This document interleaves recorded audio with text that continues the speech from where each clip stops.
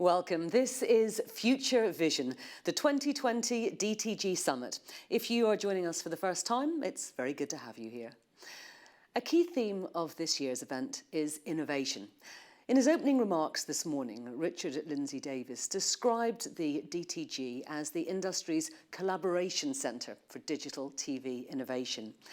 Earlier this year, the DTG launched its new technical steering group to direct innovation and to define future research. Well, facilitating that group is the chair of our next panel, the DTG's strategic technologist. So please welcome Yvonne Thomas. Yvonne, the virtual floor is yours. Many thanks, Andrea, and a very warm welcome to today's Innovation Showcase. My name is Yvonne Thomas, strategic technologist at the DTG. And as you can see in the slide, the definition of innovation is really diverse. And so are our four panelists, innovators for today. We have Orpheus Warr, CTO, Channel 4.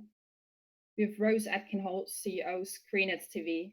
We have Jason Power, who's the Senior Director, Commercial Partnerships and Standards at Dolby, and Fabien Battini as a Senior Product Manager, Technicolor. They will all present their own views for the future of broadcast and media discussions, what has to be strategically integrated into the production and media production, and basically what has to be included also in the product developments in order to achieve more efficiency, agility, and of course innovation in today's fast-paced environment.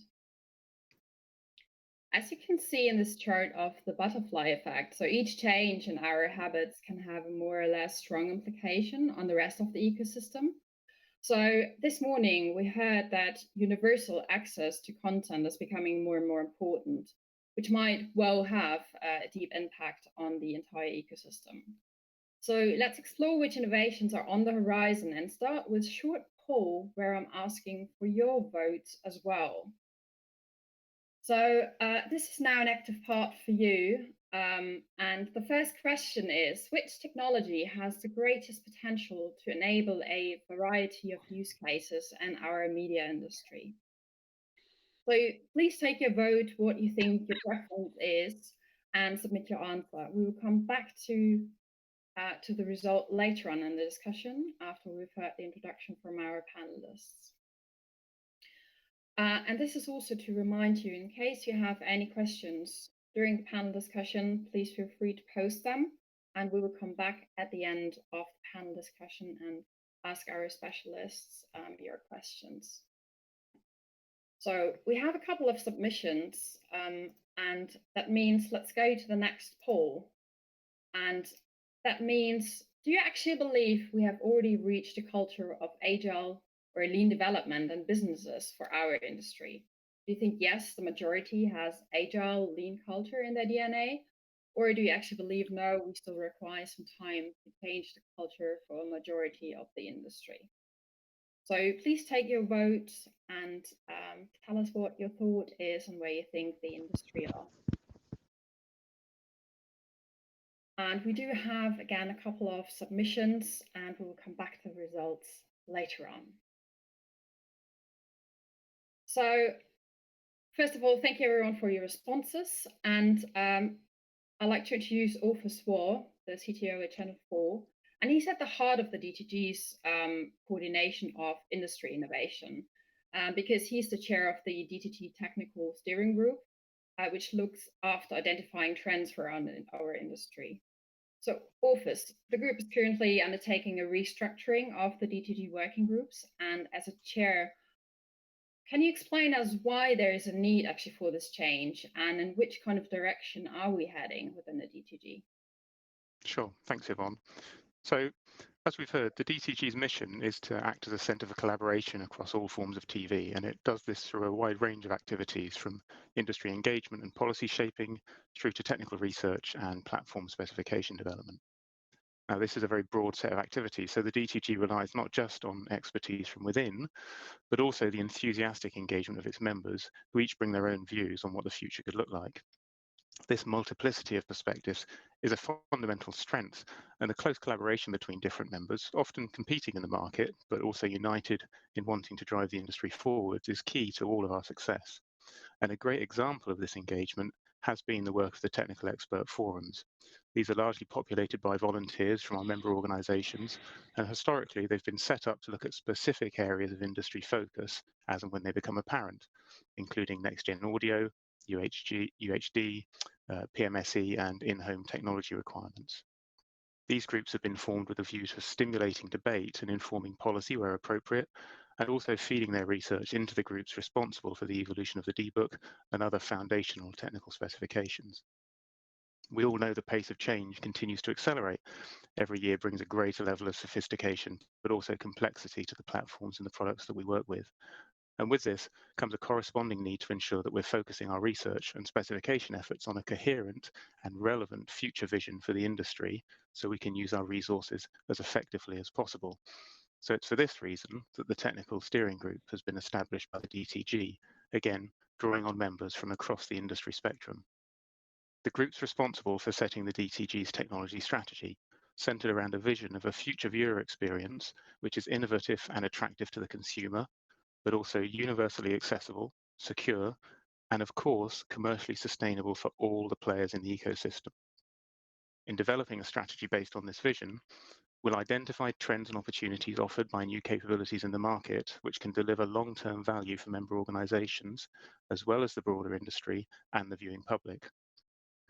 Applying lean and agile methods to maintain pace and evolve quickly when necessary, we'll look to coordinate, direct, and align the activities of the technical expert forums to ensure that future research is directed towards a linked and coherent set of topics which enable better collaboration and crosstalk between the groups. And an important goal of this initiative is to drive greater alignment internally and with other international bodies, and thus help the DTG specification groups a level of standardization that involves and avoids reinventing the wheel and the associated waste that would come with that. Because crucially, we recognize the needs of our members to differentiate their products. Standardization is good, but it's no good if it stifles innovation. Equally, it's important that we champion the consistent and reliable delivery of foundational aspects such as security and accessibility alongside those more groundbreaking features. So as margins are squeezed, commercial sustainability is essential so that organizations spend less on these foundational capabilities and more on the innovative features that differentiate our products and services and delight the viewer and drive consumer engagement. Ultimately, this delivers a viewer benefit that's at the core of our vision and which underpins the industry. So to keep things as simple as possible and facilitate this cross-portfolio collaboration, we've identified three main themes that will be used to group the areas of research. The first is user experience, and this will cover aspects such as content discovery, personalization, and interactivity. Then we have content presentation, incorporating research on media essence in the forms of formats, codecs for next generation video and audio. And then finally, there's distribution, looking at key strategic topics such as 5G, IP delivery, and the ongoing evolution of hybrid platforms. Now, these are fairly coarse-grained themes, and we know that there'll be some overlap in the research that's carried out, but we expect this to translate into a model where contributors sit across multiple groups according to the footprint of the topic that they're covering. So having established these key themes, the next step is to refactor the current expert forum landscape and the membership so that the groups better align to them. Each forum will then be responsible for identifying and delivering their initial research and work streams. So for those of you who are already involved in our expert forums, you can expect to hear more on this soon. And of course, the DTG always welcomes anyone who'd like to get involved and bring their expertise to the table. We recognise the importance of strategic insight to our members and the part that the DTG has to play here. So I should stress that the outputs from this work aren't all about feeding into groups that oversee the development of specifications. Aligning future work to an overarching vision and this set of thematic streams should ensure that the output is also directed towards the generation of more informative and high quality research papers of the kind that we've now come to expect from the DTG. So Yvonne, that's everything I wanted to say on that for now, but there is more to come. So again, if people are interested in contributing to our research groups, please do keep a lookout for more announcements on this. Absolutely, yeah, thank you, Orpheus. So if you put a different hat on now as the CTO of Channel 4, not as the chair of the technical steering group. So Channel 4 is the only UK broadcaster in the UK which has a statutory obligation for innovation. So Can you explain us what does innovation mean for you? So, like, is it more of a shared responsibility? How do you attract innovative thinkers, or how do you retain actually the talent to come up with new ideas? Sure. So, as you say, at Channel 4, our remit explicitly calls out creative risk and innovation. And as a result, we've got a long and rich history of airing programs that nobody else would make. And of course, over time, audience attitudes shift. Things that were daring in years gone by become mainstream, and then we constantly move on to new challenges and we break new ground.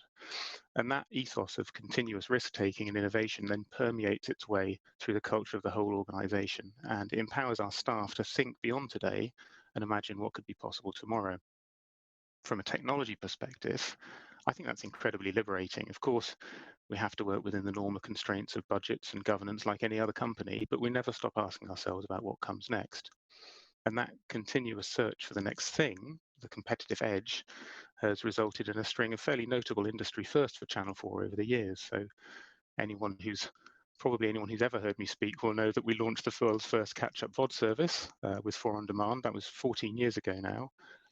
But then the next year, we also launched the first PSB HD service. In the years that followed, we came innovations in live and stunt TV advertising. We had a big data play that saw us roll out viewer registration and a raft of personalization features, which drove an improved user experience and novel revenue opportunities as well. Again, all industry firsts when they came. Even the viewer promise that underpinned our viewer relationship was groundbreaking at the time.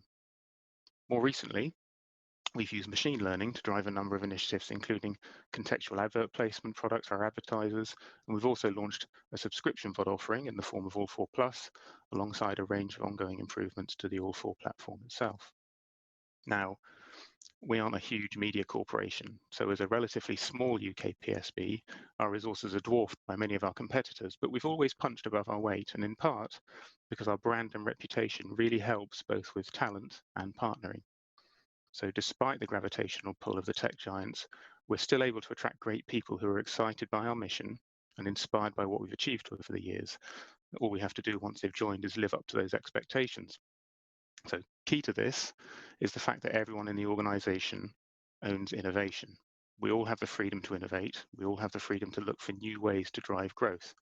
In fact, the degree to which we encourage innovations actually tested every quarter as part of our staff surveys to make sure that we're nurturing the right behaviors within our teams. And we're very clear that delivering growth through innovation isn't just about new features that are visible to the product side. Some of the most powerful work we do is rooted in novel ways to increase our efficiencies. That way we channel more of the money into the program content that sits at the very heart of our remit. But growth is the main driver and goal for us. We don't have the scale or funding to do innovation for innovation's sake. Our teams are focused on future business outcomes, and they take much of their inspiration from the wants and needs of our internal customers as well as the viewers. To make this work, it's essential that we have a clear view and an understanding of our strategy. We invest a lot of time and effort explaining the direction of the company to the team, so everyone's invested in the journey that we're on and understands how their work contributes to it. Now, I've mentioned our relatively small scale, and it would be easy to see that as a challenge, but I think it drives some really interesting and strong behaviors for us. And the first is that you never have to go far to find someone to pitch an idea to. So communication across our teams is open and it's fluid, and we place a strong emphasis on making sure that in technology, we have a deep and current understanding of what our business needs. This means that when someone has a new idea, it's pretty easy to figure out who the sponsor should be. Secondly, we take a very lean approach to innovation. We take ideas and we test them as early as possible to see if there's mileage in further investment. On our All 4 platform, we constantly run experiments. Using data-driven feedback, we hone the product, we deliver the best possible user experience. But even in other parts of our business, a lean process is still possible, even when the feedback loop can be quite slow. Sometimes we find a great idea simply doesn't survive its first contact with the viewer. Sometimes we realize that a new idea doesn't actually need a lot of technology to support it in the early phases. We've run extended proof of concepts, occasionally with manual processes for quite a long time before we commit.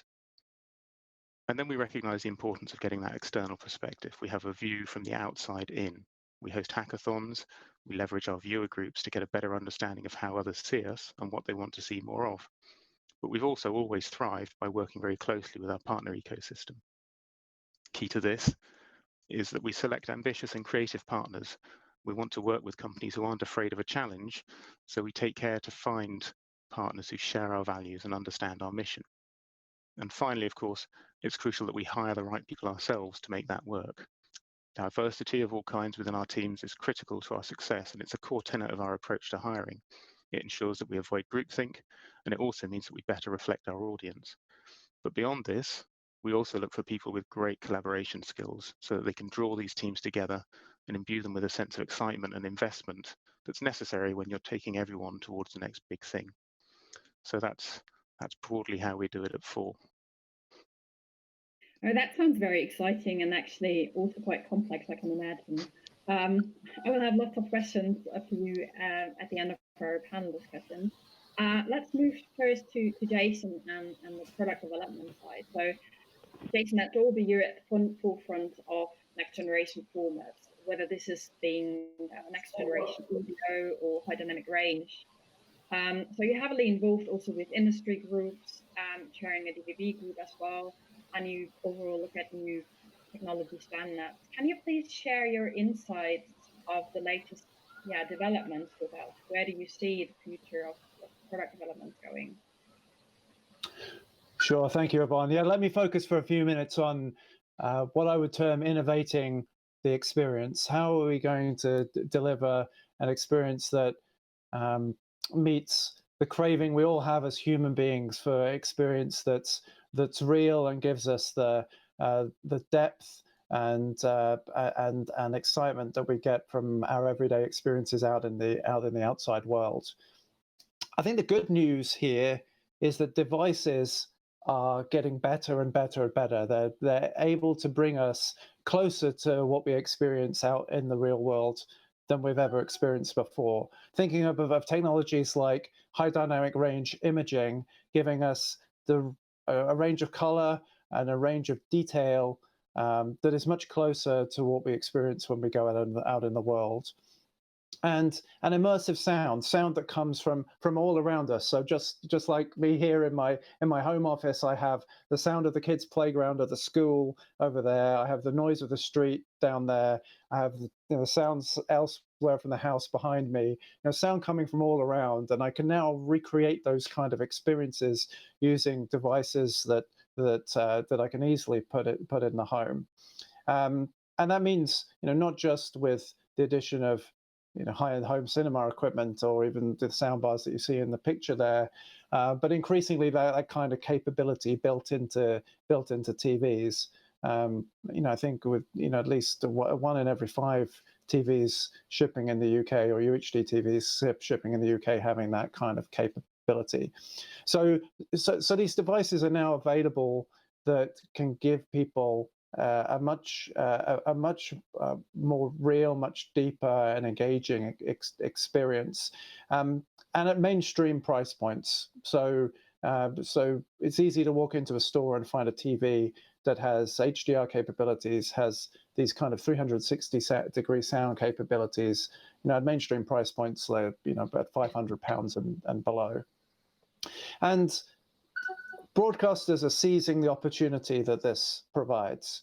I'm pleased to say that in the UK here, we have some of the pioneers in the world of making use of that 360-degree sound technology, with BT Sport and Sky both having been pioneers in the start of Atmos immersive audio broadcasts here in the UK, and making use of the capabilities that DVB digital broadcasting and streaming protocols like HBBTV provide for delivering these new experiences to the home. But seeing as our theme here today is innovation, I wanted to highlight one area that I think is particularly exciting in the space of innovation within the context of the UK industry, and that's what is termed next generation audio. And I think the next generation audio is particularly relevant, not just because it enables the opportunity to elevate the experience, but also because it provides new ways to engage and reach the broad audience of viewers. So this is something that can be relevant for building relevance and building engagement of our services to the to the broad and diverse audiences that that we serve. So you can think of next generation audio as enabling internet style levels of personalization, but on the scale of broadcast.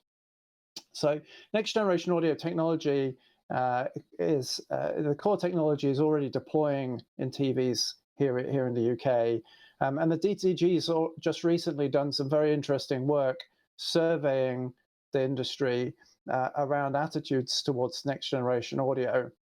And one of the interesting outcomes from that survey work was that many respondents believed that next generation audio services are going to deploy commercially in the UK within the next 2 to 3 years. So this is a very relevant topic, I think, as we think about innovation of services here in the UK. Again, one of the interesting outcomes of that DTG survey was that it highlighted that it's not just this element of being able to deliver an immersive experience to more devices and more viewers in more places, but also the potential to provide services that engage better or more deeply. And particularly, as we looked at the top 2 features that were identified as adding most value potentially to services, yes, one was immersive, but secondly, it was around what we term dialogue enhancement, the ability to provide services that are just more intelligible to consumers. When we survey audiences, we find people have very different preferences for the level of dialogue in their programs. And so these kind of capabilities can enable us to serve a diverse audience with a diverse set of preferences by giving them the ability, for example, to boost the level of dialogue where that makes sense to them. Yeah. And as I think about our theme of innovation, I think one area that is exciting for the future is in the area of personalization. So NGA provides the capability to unlock an ability to customize the audio for each individual viewer. We can hand the power to creatives to curate a set of experiences that will suit different viewers and different preferences.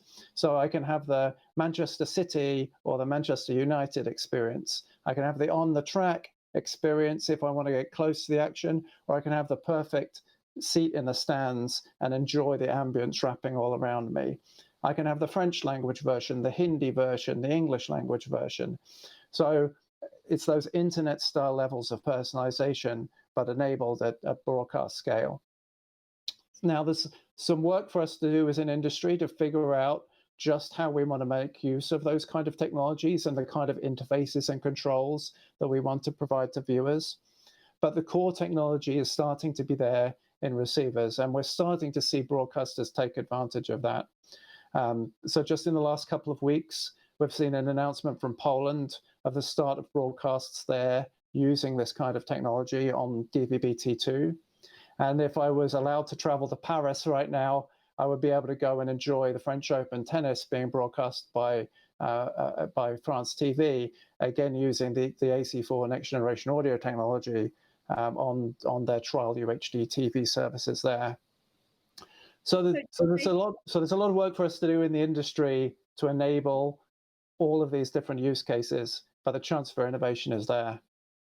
Yeah, no, absolutely. That's great and brilliant. And I think the difference, understanding what NGA actually means, immersion, accessibility, and personalization is really important to understand. And we also realized in the survey that there's still some educational work to be done. So the survey and the results actually will be also available in the next couple of days. So watch out for the announcements. They will be downloadable for DTG members only, but we will also work with industry bodies to share the results as well. So thank you very much, Jason.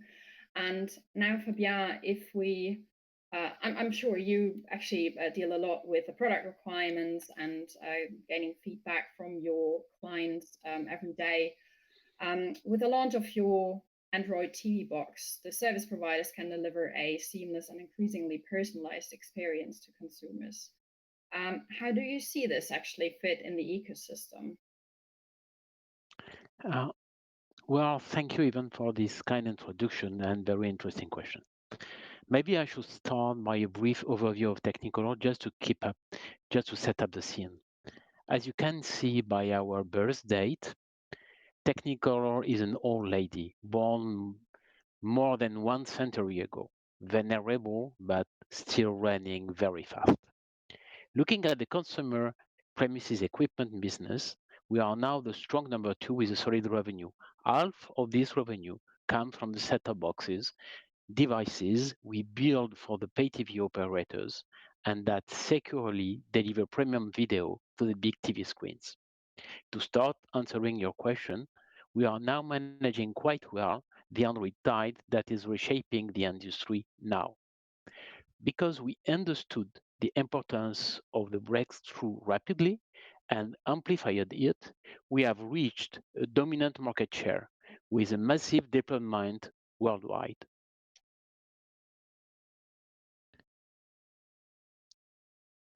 At the origin of this success, there's our DNA, innovation. Remember, we started business by bringing deep colors to the celluloid film, and then we never stopped innovating. First, on root core technology, such as HEVC. Then, we are also proud of all our integration first, which are also complex and generate deep transformations. As a proof, let's go back to your question. Android TV on set-top boxes. Beyond adapting to new hardware constraints, as a manufacturer, we had to heavily invest in software for DVB, IPTV, supervision, and so on, and also on automating tests and certifications, and moreover, in being more agile in the development.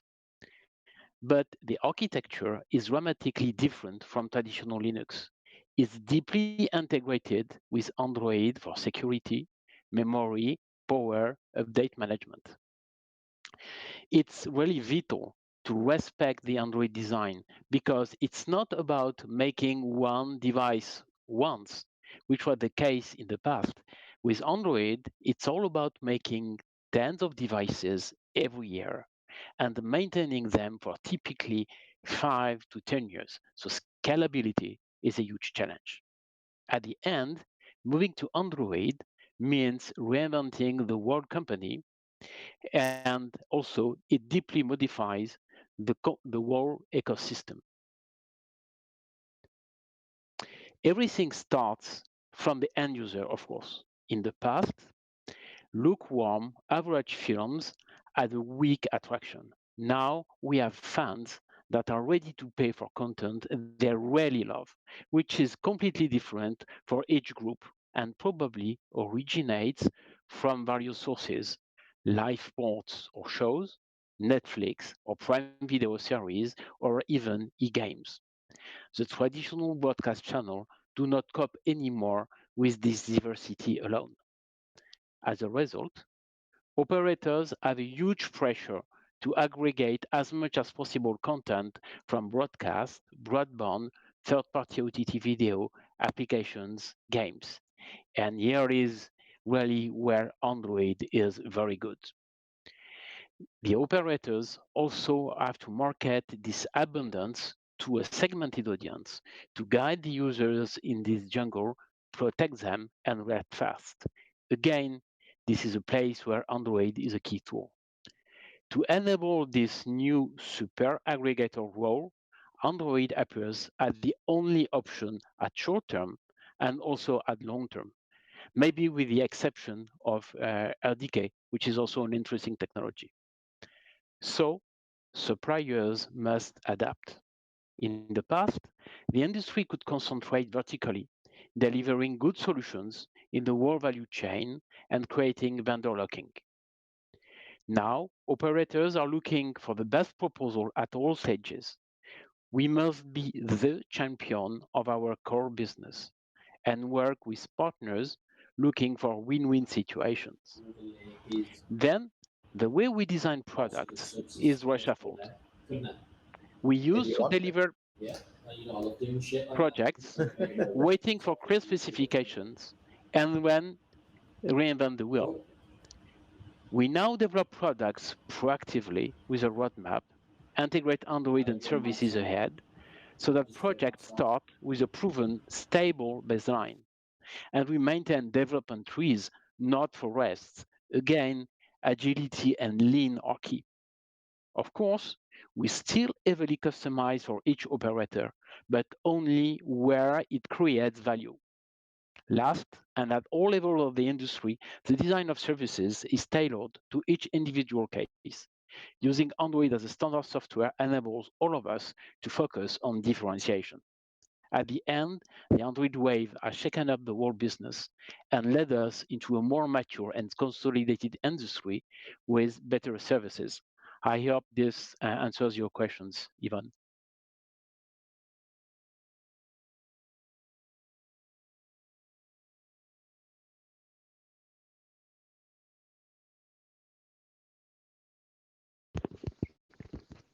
I think.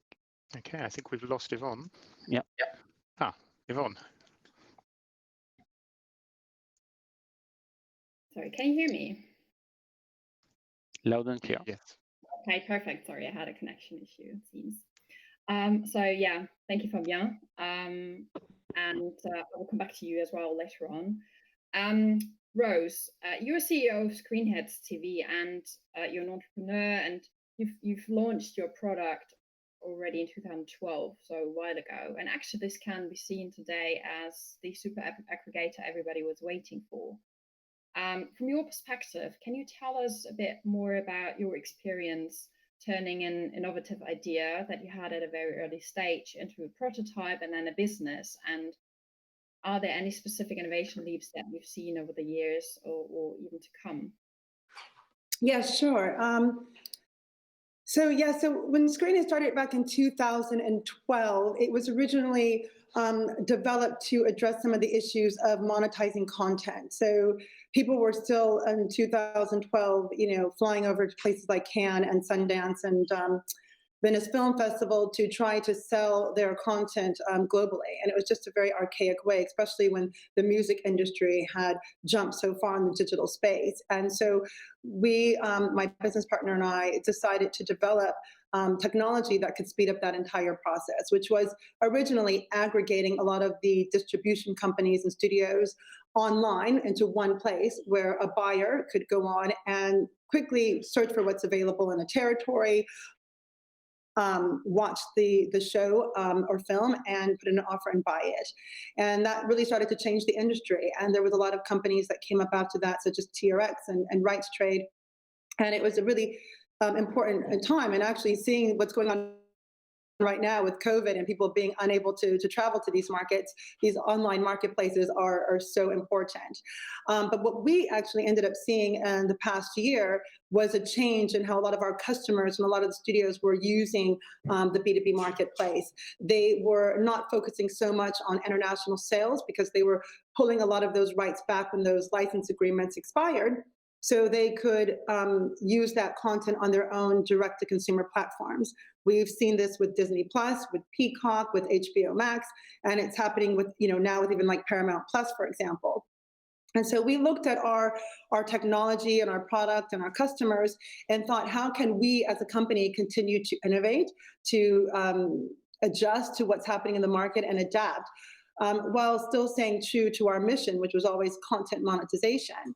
And so we decided, we have had this aggregator for the past, 6.5, 7 years that has, while it was B2B, it was just the simplification of it to help eliminate the fragmentation in the market, easily translated to the business to consumer side. And so we decided to launch ScreenHits TV. Sorry, I'm not even clipping through these slides. Let me just kind of jump through here quickly. Here we go. So we wanted to, create this new platform. And what the platform does is that it aggregates all the different SVOD services out there. I mean, one of the challenges that we found from our consumers is, discovery is going to be a huge focal point.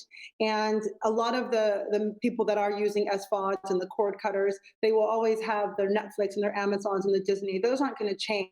Those are a staple of the streaming world. But it's about how customers are going to add on different SVOD platforms. And we wanted to use our technology to innovate and stay on top of that. And so we've really simplified the process. So now people are able to, in one simple place, search across all the different platforms without having the need to open up one and go to another. They're able to see what's trending across all of them. We've developed an EPG type, so if it's not broke, why fix it? EPG, so the Electronic Programming Guide, has always been a very simple way for consumers to find that discovery, to see what's available very quickly. And with ours, as you can see here on the slide, it lists basically everybody who has an existing subscriptions are able to integrate it into this format. And they're able to see all their SVOD and AVOD partners lined up like it would be a TV channel. And they're able to kind of quickly see, they're able to scroll over, see the video, watch it, and click and play it right there. And our system allows for our partners to kind of maintain and keep control of that customer relationship. It doesn't aggregate any of the other partners. So it's just a really unique way that we're using tech to kind of drive discovery. And one last thing I'll talk about before I sign off is one thing that we've decided to do, with a lot of the different device manufacturers out there, like Samsung, they have a lot of aggregators where they're trying to aggregate all the content together. But one of the challenges is that it's based off of if a person has a Samsung Smart TV, and it doesn't allow the consumer to maintain a consistent relationship across all their devices. So unless a person has Samsung for their phone, for their tablet, for everything, it doesn't work. And what ScreenHits TV's new technology does is our remote control allows people to operate this unique aggregator on any device they have anywhere. And so it maintains that flow for the customer. As an entrepreneur, my company and I are very focused on being agile and being adaptable and changing very quickly. And we don't have a lot of red tape because we are a small organization and we do everything in-house, but it's always listening to the customer and growing that way and innovating that way. I try to keep that under 5 minutes. No, brilliant. Thank you, Rose. So before we come to more individual questions, I think it's time to push our poll results to you. So let's see if we can take a look at the first question. So the question was, which technology has the greatest potential to enable a variety of use cases in our industry? So basically 28% voted for cloud virtualization technology, so seems to have got the most votes after AI and machine learning technologies. Is this something that you would confirm? Maybe a question for Orpheus. Sure. So we see, we see a lot of the things that we're doing at the moment are building on cloud and virtualization and the flexibility and scalability that delivers to us. And in fact, if you think about some of the consequential capabilities that we're now using, so machine learning and the application of artificial intelligence, then we believe that is only capability because of the existence of cloud and the sort of super scale compute that we get from that. So yeah, I think that resonates with me. And Jason, would you also confirm the same from your side, from your perspective? Yeah, we're seeing a very rapid growth in deployment of infrastructure into cloud, and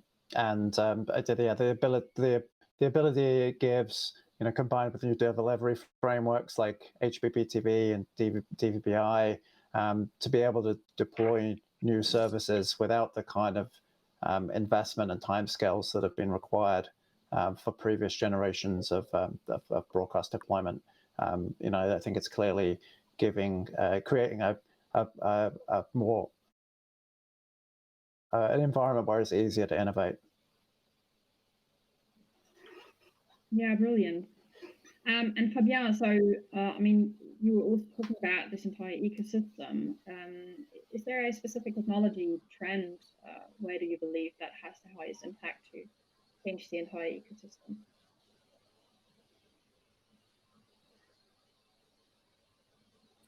Can't hear you, Fabien.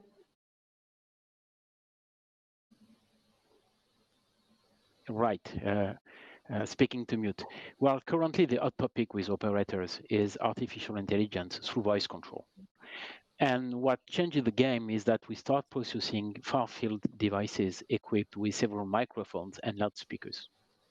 And that really changes the user experience. It's now similar to a Google Chrome, to the Google Home, but with the integration with the set-top box, we can have a strong noise cancellation and deep integration in the cloud with the operator metadata. And the impact on the whole ecosystem is huge. And the most important probably is that, as said Rose, the discovery is very, very simplified. Instead of drawing an artificial menu hierarchy, the user can simply discuss with the device. There are even some researchers that believe that this is the only practical way to navigate within the jungle of content. And then studies prove that voice is more natural, more engaging. So customers are inclined to consume further. This effect will be probably strengthened in the future when the device can recognize the speaker, its location, and mood. And then because operators can heavily customize voice control, that creates a huge differentiation and strong customer adherence. They can also introduce new kind of services such as IoT, where without voice, it would be difficult to combine them with video. So again, that's a huge technical challenge, but we assume that voice control will boost the industry maturation initiated by Android and leading to another round of concentration at all levels. Okay, brilliant. Yeah. Let's look at the second vote from the poll. And it seems that almost 80% of you said no, it requires some time to change the culture for a majority of the industry. So, so we haven't reached the peak of innovation. So maybe a question to you, Rose. I mean, do you actually believe that in the time of innovation, do you believe industry collaboration and all these alliances being formed in the past couple of months and years will become more important actually in the future? Yes, I do think that they'll become more important in the future. I mean, innovation is going to continue to grow and expand. We're never going to reach a peak of innovation. So I think that where we are right now, even from just the last question and just kind of what we're expecting to see from a technology state. I mean, from a security standpoint, from voice control, from subscription authentication that we're actually looking on from technology. We are probably at the top of that right now, but in 5 years or 6 years, these relationships and partnerships will just continue to grow and there'll be new opportunities for innovation. So I don't believe that we are at a peak for it. Yeah, brilliant. So definitely it's a never-ending circle and educating and learning curve, I believe. Yeah, I mean, it's just, it's like if you look back to where we were 15, 20 years ago and where we are now, I mean, in 20 years from now, we're going to be at the infancy stage of what's happening. I do believe that voice control it's going to change completely. I think that it's going to go from just recognizing certain sounds and certain words to predicting exactly, when you come into your home, they know, the AI intelligence or just anything is going to be able to pick up on your mood, your energy, your emotions, and recommend either music or content that you want to watch.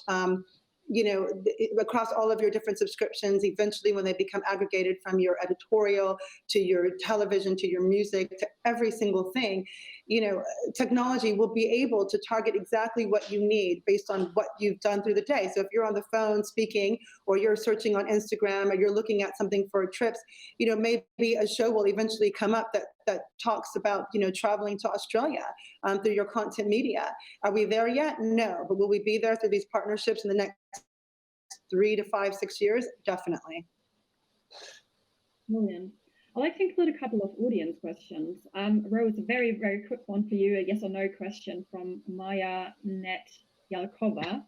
A question for Rose, is ScreenHits only available to UK consumers? No, it's available right now in the UK and the US, but it is global. So by the end of this quarter, it's rolling out in Germany, Spanish-speaking territories in Spain, Argentina, Mexico, and then also it'll be in Australia and Canada, but it is a global product. We're rolling that out now. Brilliant. And then we have one more question from Richard from the DTP. In an area where AI is as critical as audio and video, of course, how can we ensure that we sustain investment in the UK tech? What should Ofcom, the BBC, Channel 4 and others do to drive this? And that's possibly a question for Orpheus. Well, so I think what should we do to drive investment in UK tech is we should continue to innovate and we should continue to partner. I think it's important that we all strive to drive the industry forwards, and we'll continue to be creative in how we do that. Collaboration is already a strong theme in the industry, and as I said before, it's important to partner with companies who are understanding of the mission that you're on. And willing to go on that journey for you. And when I talk about partnering, I don't only mean partnering with large tech organizations who can bring a great deal of muscle, but we always look to partner with small niche organizations as well. Often we find those are the companies who are operating at the bleeding edge. More often than not, those are the companies that are working in the UK and trying out really interesting, exciting things that other people haven't even thought of. So I think innovation and imagination is key. Yeah, absolutely. That brings us to our next question from Simon Fell, and I think Jason and Fabien, you can answer this. Agile methods have had a great success in software development, where incremental development is the norm, with features being added to the live systems daily. And now TV standards have typically taken much longer to develop. Are they still relevant in the IP future? If there's or if so, how can we accelerate the development? Maybe Fabien, you want to start first? Well, because we are in a deep innovation phase in our industry, being agile is absolutely mandatory, because everything is moving everywhere, anytime, and therefore we have to adapt, to change, to introduce new partners, new technologies.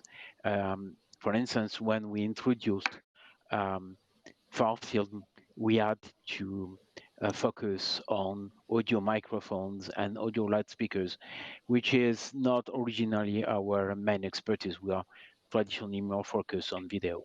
So at all stages, from the engineers to the complete organization, we absolutely need to be agile.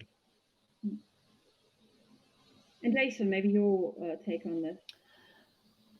Yeah, just trying to think of a quick answer. I mean, I think we have the opportunity that devices are getting better and better and better at a pace that outpaces the evolution of standards or our ability to write formal specifications. So I think more and more it will be us as an industry figuring out how we can take advantage and innovate our services using standardized frameworks, but making use of a much faster evolution of the capabilities of the devices that our viewers actually have in their hands and in their homes. Brilliant, yeah. Jason, one other question for you, maybe, and then a very quick answer. Can the panelists actually comment on the benefits of challenges of 8K capture to support full HD 4K distribution? Yeah, that's somewhere outside of my area of expertise. I don't know if any of the other panelists have a view. So I would just very quickly say that the benefits of capturing video at the highest possible resolution, I would think, are self-evident. the challenges associated with it, the cost, both of the capture, the cost to suppliers and producers, the cost of storage is something that we always have to balance carefully with the benefit, particularly when, in terms of distribution, some of those benefits may come a little bit further down the road. So I think we're always keen to have the highest quality that we can, but we do need to temper that with the practicality of the market at any time. Brilliant, many thanks. Well, we would have lots more questions, but we're running out of time today. So everyone, please join me to thank our 4 panelists, Rose, Orpheus, Fabien, and Jason. It has been a great discussion and a lot of good insights and ideas for the future. So congratulations to all of you for your achievements as well. And yeah, let's don't forget, each innovation starts with great people and their ideas turn being into reality. So I think that's one of the essence. It's still about people. So with that, I'd like to thank everyone for your attention and hand back to Andrea. Indeed. Well, next up, we've got a very special session featuring TV historian Dan Snow. Dan's going to be joining me here in the studio, socially distanced, of course, to talk about the historic impact of TV and the web. And as well as that, his own contribution to TV's shift to the internet, his streaming service, History Hit TV. I'll be taking questions as well, so please do send those through to us using the chat function. That's in a couple of minutes. See you soon.